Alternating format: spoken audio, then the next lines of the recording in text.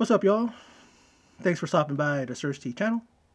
I'm Thirsty, and this video tonight that I'll be doing is my rundown of thoughts on NXT 2.0. I guess that's the name now. That's the legit name. They're not just saying that once in a while. It actually is the name. So let's move it on. And the new NXT champ Tommaso Ciampa opens the show, and there are 7 others in the ring. Now, what is this? A multi-man match set up for the next contender? Now, at one point, Goldie's talking to the champ, and champ says, "I miss you too." Tommaso Ciampa talks about the fresh faces and how they are busting their asses. And he addresses a few people that he has his eyes on. That's Carmelo Hayes and Odyssey Jones and Bron Breakker. I got my eyes on Bron Breakker. Didn't know at that time that he was the son of the legendary Scott Steiner, one of the greatest tag teams, the Steiner brothers. A man who's on his own was a multi-time world champion.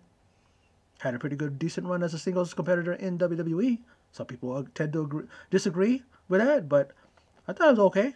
There were some things here, especially that awful match that he had with Triple H for the world title. Yeah, that was a pretty bad match, and I'll agree with that. But there's no denying the guy's legacy, the guy's what he's left behind. And look what he's left behind, his son. His son is going to be the one now that carries on the Steiner name. Well, at this point he doesn't. He's carrying on the Breakker name. I don't know whose name that is, right? That's not his real name.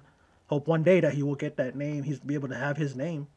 Once he's proven himself and he's up there, maybe they're going to give him that the ability to have his own name, real name. Now, I was thinking, like, where's this going? Like, Tommaso Ciampa is out there flapping his gums, but is he going to put the title on the line? Is he going to make any mention of it? Is there any kind of thing where he's going to be like, maybe one of these guys or, like that? I mean, but he's talking and then I'm thinking, like, did he just say that NXT 2.0 is the A show? I don't know. That's going to rub Vince McMahon the wrong way. I mean, Vince McMahon is the one that apparently is running NXT now.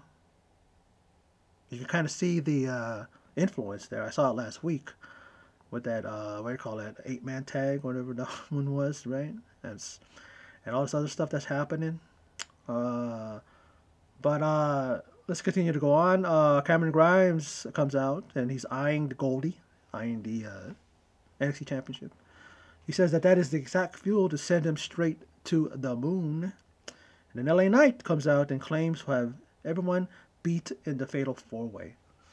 Now, Pete Dunne comes out and he is going to say that all these fresh faces, he's going to give them a piece of advice that he got from a certain somebody. And it says, make a name for yourself. That's the advice that he got. And that advice came from Triple H, who later on in the program, it was said that he's doing okay and he appreciated the love from the fans. And I'm one of the people that tweeted him out, wishing him the best and his full recovery. Pretty scary right there what happened with him, a heart issue. And for all those assholes out there that are saying that it's because of steroids, it's because of this and that, he has it's a fucking hereditary. It's a hereditary thing. Like, that means that it's in his family. Somewhere down the line, a while ago, there's somebody that had that condition and passed it on to Triple H. I guess that's what it means. That's what I'm saying, thinking, right? If it's hereditary and like that, that's how it usually is. All y'all who keep saying steroids every fucking time, get a grip. Look it up on Google. And steroids isn't the cause of things like that. It does, but it's not always going to be steroids. If you ever even follow Triple H, he got bigger. People say he got steroids. No, he got with a geneticist. He got with somebody who was able to help him tap into his ability and how to work out so that he can become more bigger. That's what I read. It could be stuff that's just blown up my ass, but or all the fans' ass, so that he could be excused from acute accusations. But it makes sense. I've heard stuff like that before. But good to hear about Triple H, and it was at the UK Championship tournament, if I'm not mistaken, where you see him on stage, telling him to make a name for yourself, and he actually got into it with William Regal and like that. And then he continues. He says, "Here's the problem. So I look around, and all I see is a bunch of geezers. Don't know if that's a British term or whatever, but geezers. All those guys are pretty young up there. There's no geezers up there. There's no old men up there." And he talks about how these guys are scared to even throw the first punch. Well, Tommaso Ciampa obliges him. He has Goldie in his hand, gives it a little kiss, puts it down, and then all hell breaks loose as after he attacks and puts a beat down on Pete Dunne, and then everyone, and all hell, like I said, all hell breaks loose, and everyone fights, and it's an all-out melee, and then bodies start flying over the top rope. It's like a battle royal, and then the last two standing are Ciampa and Breakker. And then backstage, the women are getting into it, and B-Fab and Kaylee Ray and all these other women are just going at each other. And then Dunn and Holland get thrown out of the ring again. And then Breakker, channeling his dad, Big Papa Pump Scott Steiner, tells these two bitches to face him and Ciampa in a tag team match tonight. That right there reminded me of his dad. You two bitches, right? Because I remember when he would say the exact same thing when he was challenging people. Mainly when he was a singles competitor. That's when he had the persona to be Papa Pump with that night chain hat that he had. I mean, that, you know what I mean, head cover that he has was so iconic. I kind of picture Bron Breakker what he would look like if he did that, but I don't want him to do that. I don't want him to channel or copy his dad. But if they go that way, I think he can rock that if they decided to do that with him. Now, the NXT Cruiserweight Championship match is next. And it's Roderick Strong challenging the champion Kushida. And then this match was, it was okay. It was okay. It wasn't the usual fare that I get from Kushida and Roderick Strong. You think that together they would put on a fucking banger of a match that's going to outclass any other the matches that you've ever seen when it comes to these guys. But it was just like a decent match. It was just okay, And it served a purpose because they wanted to put the title on Roderick Strong. And what led up to that is that Bivens, knowing that his client, knowing that his number one guy in the Diamond Mine is going to tap out to the, to the hoverboard lock, well, he puts Roderick Strong's foot on the rope, so it has to be, broken. And then as he's right up against the ropes, the, what are them guys, man, the two dudes. God, the brothers. Who them brothers? Well, the tag team, the brothers. Julius and Brutus, right? They pull them out. They do that to Kushida, and then Kushida turns around, and then what's her name? Ivy Nile does a Superman punch or a Superwoman punch. I want to be fair to the women. A Superwoman punch, jumps off the 1 foot off of the steps, and then she nails him. Pretty good damn punch. I mean, you look at her. She's dynamite packed in that little frame of hers. So I'm pretty sure she what do you call that? She packs a punch, And then he ends up going inside, and then he gets hit with that.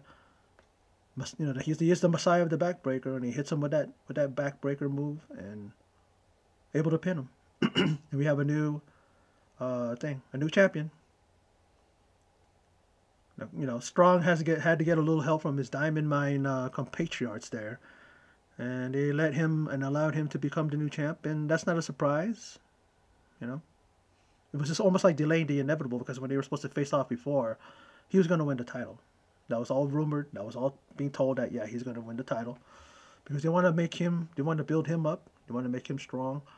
And then now the two guys, Brutus and Julius, the tag team, their guys there can go after the tag team titles, Ivy Nile can go after the women's title. They have all kinds of people there that can go after the deals with those titles. Maybe Roddy can become a two-time, a double champion. Go after the North American title. And then Grayson Waller comes out. He says that NXT is a jungle. He's noticed that. And he challenges next week. He challenges Roderick Strong to for the NXT Championship next week. And then Bivens says that he's going to show Waller why the Diamond Mine runs NXT. Not necessarily saying that it's on, but he's definitely open to it, and he's gonna show him, like I said, why Diamond Mine runs NXT. Now this guy, Tony Soprano, light, uh, Uncle Paulie, guy's name is Tony. I'm like, man, David Chase, the writer and creator of Sopranos, needs to sue WWE for copyright infringement. With this new wrestler coming to NXT, who clearly WWE, they're taking their cues from The Sopranos. Uncle Paulie, like Paulie Walnuts, Paulie Gaultieri, Tony Soprano. You could even put Tony Blundetto in there, the cousin of Tony, played by what's his name? What's his name? God damn it! But it's just like a what is this? Like a WWE, like a cartoony character, you know.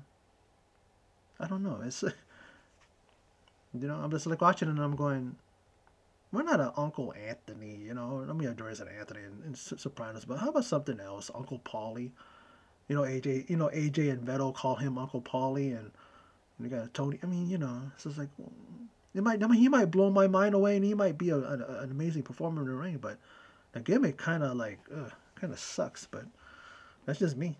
Now, Kaylee Ray is up next, and who does she face? But before that, Brooks Jensen and Josh Briggs have a backstory. They met at a bar. They got into a fight. But then they were talking about how they like getting in fights. You don't mind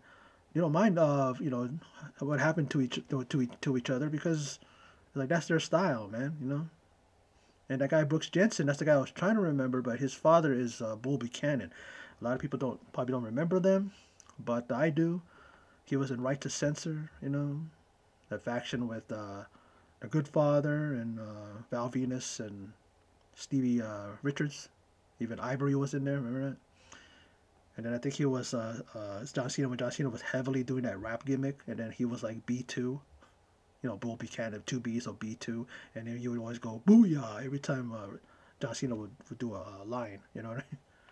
That's just weird, but he was okay, he was good for that time, they used him for his strengths, he's a big guy, powerful guy, he's like an enforcer, that's what they did with him. But I'm kind of like digging the look of these guys. It looks like they can definitely go. It'll be a different. I think they're kind of warning the tag teams. They said that they're definitely going to run the division. So it's like, see what happens with them. But they do actually have a good. It's like a good beginning, a good start. Let's just see what they do with them, and if they continue to be consistent in building their character. Now back to the match, and it's Amari Miller. I think she was the one that it was her and Kaylee Ray that were going at it backstage, and she's going to have to contend with Kaylee Ray, and she talks about how in a pre-interview or something like that, she says that she's here to show up and show out. And well, good luck, because you're going to need it. And then Beth Phoenix talks about how her 5 reigns only totaled 571 days. That's impressive. 571 days, 5 reigns. You're looking at about 100 days per reign, but then that's kind of pales in comparison to Miss Lee Ray there, Kaylee Ray, 649 days as the NXT UK Women's Champion. She was talking about being the forever champion, and it looked for a minute there that she was a forever champion. Nobody was beating her, but then Meiko Satomura stepped in and totally outclassed her and beat her, and Kaylee Ray decides, I'm going to go to NXT, and I did everything I can in NXT UK, I'm going to come over here to NXT. And then she hits a gory bomb, which Vic Joseph called I think he called it a Kaylee bomb. I think that's what he called it, if I heard him correctly. But nonetheless, she beat Miss Miller there, and she continues her winning ways. I think I believe she's undefeated. I believe she is. Now Braun Breaker, is he ready to jump into the deep end, as Tommaso Ciampa tells him? And is he ready to tag up and take on Pete Dunne and Ridge Holland? He's down. He's definitely down. He's pretty much said it. He says he's ready to jump in. He doesn't even need no floaties or nothing to keep him afloat, man. He's ready to just dive in, maybe even go down to the deep end. You know what I mean? Go all the way down to the bottom of the damn ocean in order to take on these guys. So let's see what happens with that. Now, Dante Chen. The first Singaporean WWE superstar is up next. Apparently, it was like a thing in Southeast Asia. There was, I forgot where, somewhere. And they had competitors from not only Korea, but I mean, not only Singapore, but from the Philippines, from, all over, you know. I believe it's just the east, well, just like the southeast countries and the southeastern countries, I think. I don't know what I'm trying to say, but he's the one that won out, and I don't know. He came out, and he's looking like something out of Mortal Kombat, but looks can be deceiving, looks intimidating. He comes out with that mask on, that cape on, and stuff like that. Like I said, Mortal Kombat, and he faces Trey Baxter, and then he makes a quick work of Trey Baxter, and Chen wins. Okay.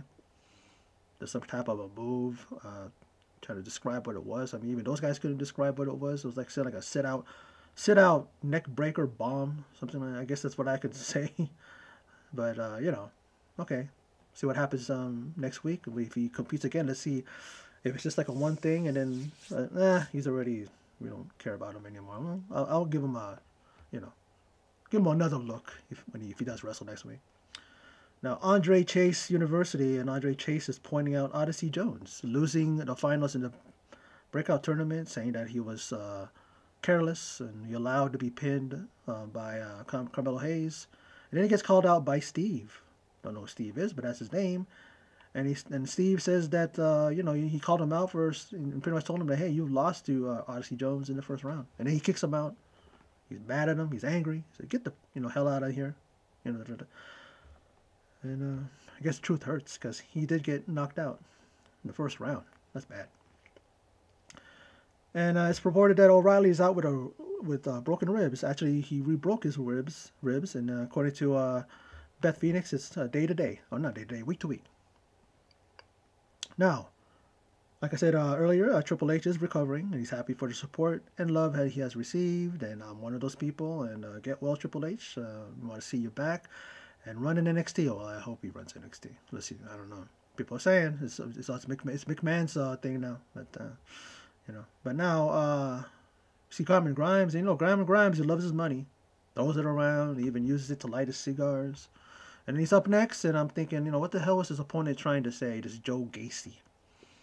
That the ring is a place of, what do you call it? Of where you can escape reality and the harshness of the world. I mean, see, that's just I couldn't even if I tried to put it in my notes, I don't know what the fuck he was trying to say, And is this guy going to be the Miz and Morrison of NXT, where they're so cringy when they talk that you want to fast forward? I already see this cringe gimmick, and I'm like thinking, I'm gonna fast forward this every time I see him. Now he does this nice springboard. It's like that thing where he flips forward and then the back of his and then his back bounces off of the ropes. We've seen smaller guys, cruiserweights, do that. He turns around and does this lariat clothesline on Cameron Grimes. Cameron Grimes pretty much is able to turn it around, and then Gacy gets his chest caved in by Grimes with that cave in, and Grimes is your winner. I don't know. The guy has character. The guy has personality. That guy that was cutting whatever promo he was cutting before the match, but I didn't get it. I didn't get it. I'm like, what are you trying to say, dude? Think about your words first before you say something, because you get some people confused. But now we get an update on the honeymoon of Index next week. Their wedding was fun. You know what I mean? It's like harmless. At least it didn't end like the weddings normally do, and But we'll get that update, and I'm looking forward to it. I guess I don't know. Now up next we get Elektra Lopez versus Anna Scheer. But before that, Van Wagner is unconventional everything. He's unconventional in everything that he does. He came up short last week in the NXT Championship match that he was in.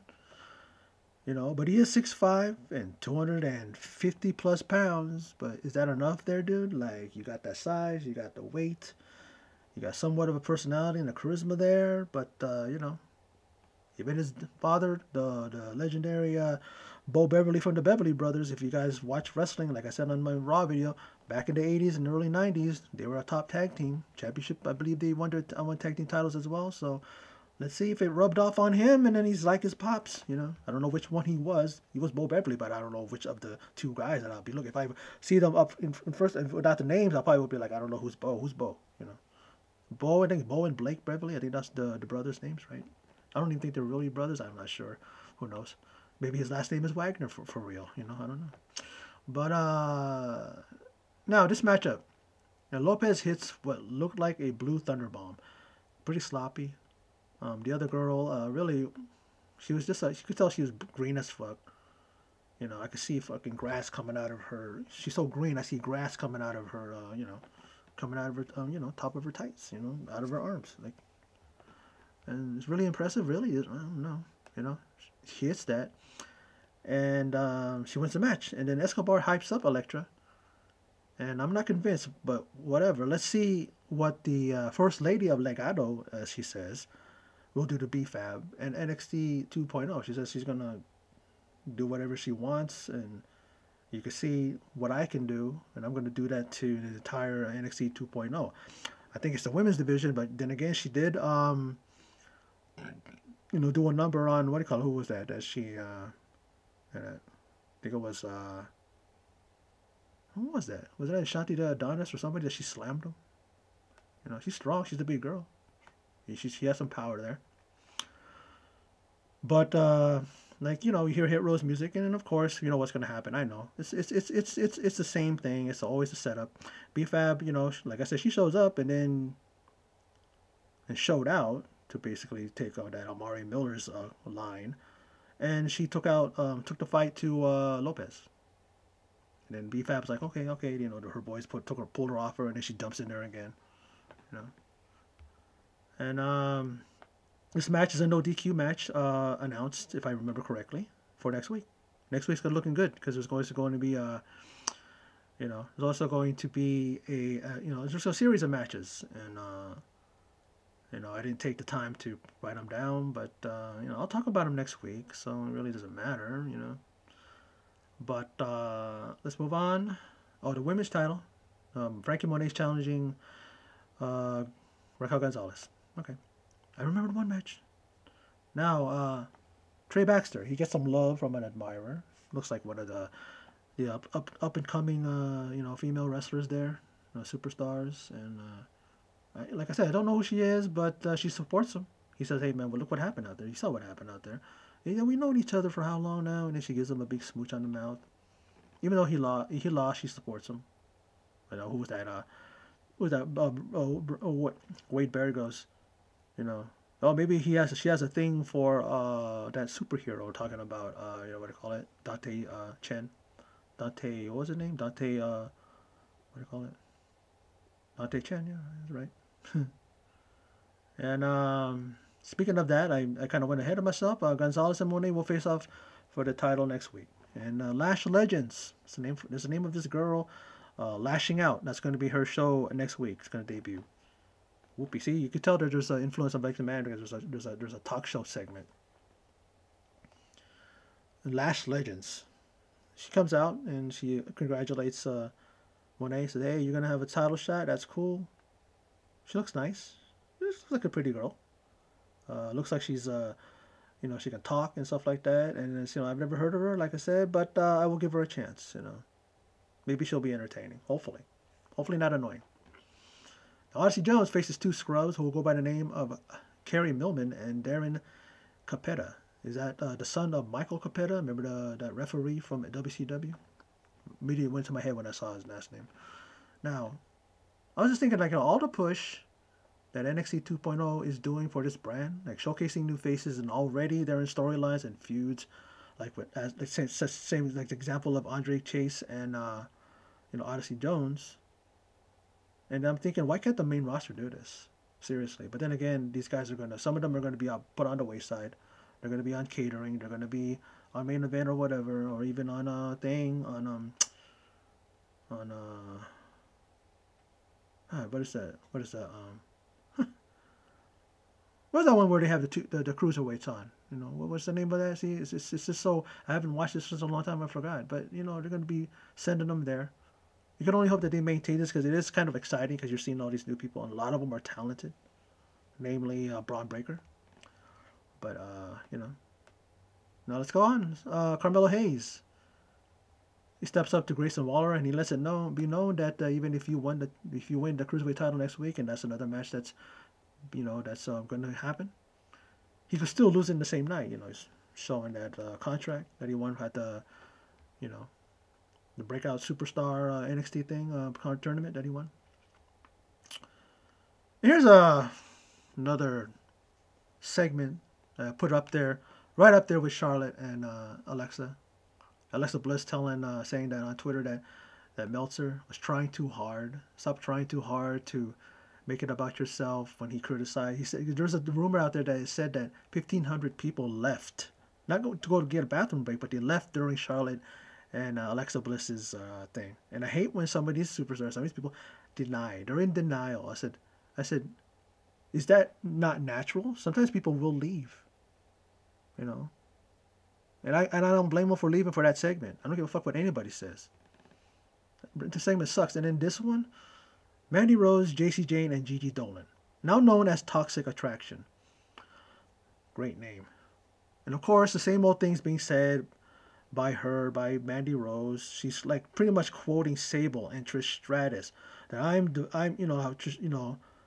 remember like Sable? She goes, all the women want to be me and all the men want to be with me. Something like that. And she said something to that effect. And then Trish Stratus, certain things that she would say, she was saying. It's like, and then there's others too. And I'm just like going, I mean, this faction, I don't know. Yes, they look good.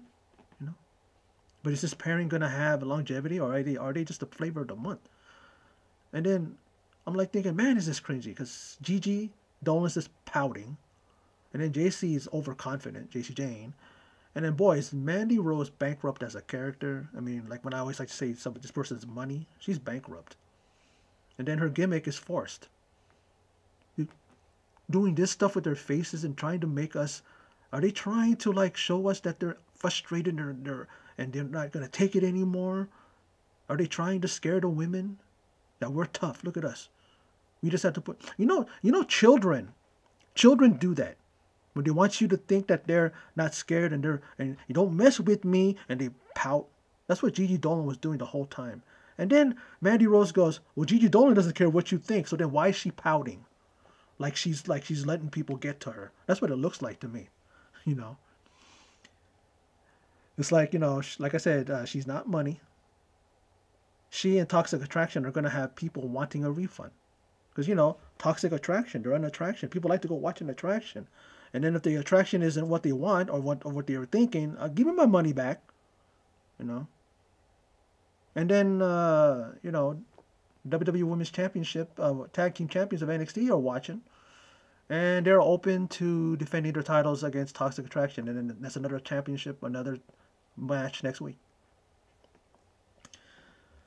Are they going to get their titles? I mean, I'm not saying that they were rushed into it. They put them in there because they have been decent as a tag team. They've been winning. So at least there's that they weren't just put together and then all of a sudden they get a tag team title match next week. You know what I'm saying? They've been together for some time. Mandy Rose has been behind the scenes giving them advice. So, Now, let's move on to the Pete Dunne and Ridge Holland match. And they go up against Bron Breakker and Tommaso Ciampa, the NXT champ. And Breakker, man, is fucking amazing, dude. He's quick. He's powerful. Tossing Holland around as if he's a cruiserweight. Pretty much doing the same thing to what do you call it? To Pete Dunne. And then we see an injured Kyle O'Reilly, he's holding his ribs as he's taking out Ridge Holland and, imposing his anger, his will too. Tosses him back in, and then we see a Willow's Bell by Ciampa on Dunne to take him out of the thing. And then we see something that is just like mind-blowing. Holy fucking crap. A military press by Breakker on Holland. And then he power slams him. And then he gets his second victory in a row. If WWE messes this up, there's no hope for him. For WWE. Because Bron Breakker, like I've said, I'll say it time and again, he's money. He's a guy that you can, put a whole division around. You can main event this guy. This guy can easily be a main eventer at WrestleMania next year if they do the right thing with him. He's raw. I'm sorry to say that because I know Raw sucks, but You know, he's got that raw talent. He's got that amazing ability to be intense, like his dad. When he shouts sometimes, when he raises his voice, reminds me of his dad. You know, his dad was nothing but he was talented in his own way. But the thing that was great about what I liked about him, Scott Steiner, was his way he talked on the mic. You know, earlier in his career as a tag team with his brother, it was all about his athleticism. It was all about his amateur wrestling. It was all about that. And then when he became his own, he was more of a powerhouse guy, more power. He relied on that, stuff like that. Looking at him, it's just like watching his dad when he was younger. And he looks just like him if he grew his hair out. Because I've seen an old picture of Scott Steiner, you know, when he used to be when the tag team with his brother and he had long hair. And you can see in his face that Bron Breakker does look like his dad, you know. But, you know, so they just don't mess this up, WWE. Like I said, you got money. You got a guy that can main event for 10 more years.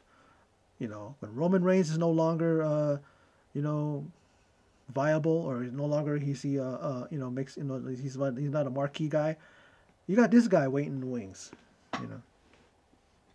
Show his dominance like that. I mean, even at the end, he's going to give the belt back to Ciampa. He's holding on to the title. Wouldn't leave it up to Ciampa. Ciampa's kind of smirking like, I know what you're trying to do, dude. I know. I'm watching my back. I know that you might stab me in the back in this near future, but, you know, give me my title. Give me my title. He gave it to him.